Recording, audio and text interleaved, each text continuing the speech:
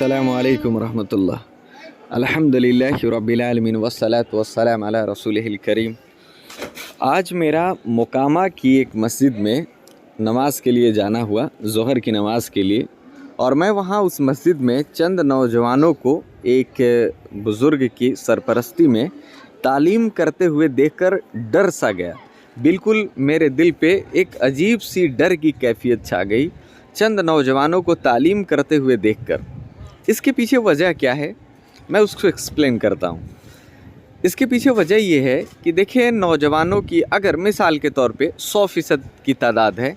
और उनमें से 5% नौजवान मस्जिद में आ रहे हैं, अल्लाह के घर में आ रहे हैं, नमाज़ पढ़ने के लिए आ रहे हैं, तालीम के लिए आ रहे हैं, और उन्हीं 5% नौजवानों को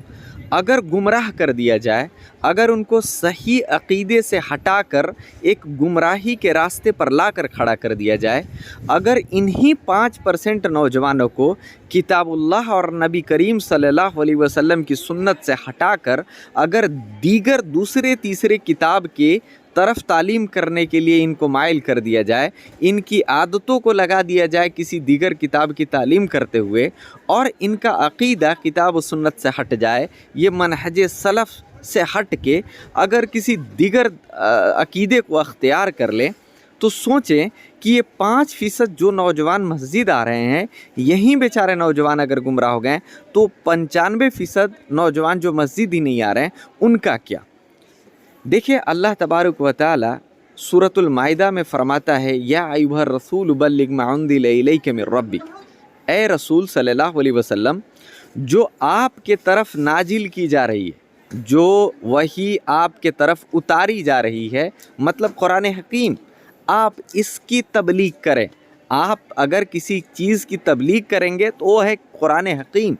जो तबलीग, जिस किताब की तबलीग करने के लिए रसूल अल्लाह सल्लल्लाहु अलैहि वसल्लम को हुक्म दिया गया था कि ए रसूल सल्लल्लाहु अलैहि वसल्लम, जो वही आपके तरफ नाजिल की जा रही है, आप उसी की तबलीग करेंगे। आप नबी करीम सल्लल्लाहु अलैहि वसल्लम भी किसी दूसरे तीसरे किताब के तबलीग करने के अहल नहीं हैं। रसूल अल्लाह सल्लल्लाहु अलैहि वसल्लम अगर तबलीग करेंगे तो अल्लाह रब्बुल आलमीन की वही की, और कुरान हकीम को छोड़कर वहीं बगल में, ये नौजवानों को मैं देख रहा था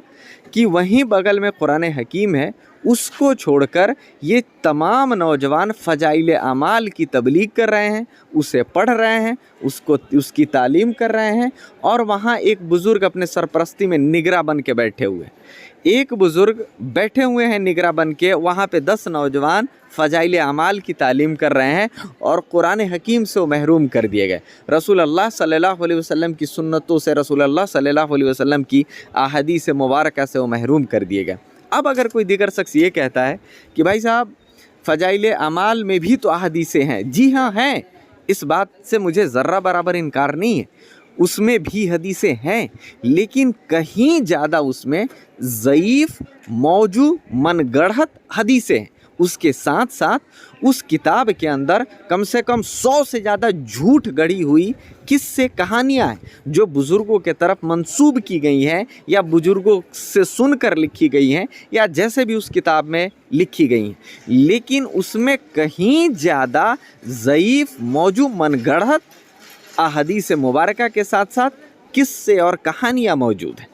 लिहाजा ये कि बिल्कुल मैं इस बात से इनकार नहीं करता कि उसमें हदीस नहीं है, बिल्कुल है हदीस, लेकिन कहीं ज़्यादा ज़ईफ़ तरीन हदीसें मौजूद हैं, मौजू तरीन हदीसें मौजूद हैं। अब अगर कोई शख्स अगर वैसी किताब की तालीम करता है, वैसी किताबों को पढ़ता है, तो बिला शक वो इंसान गुमराह होगा। मैं वही कहना चाहता था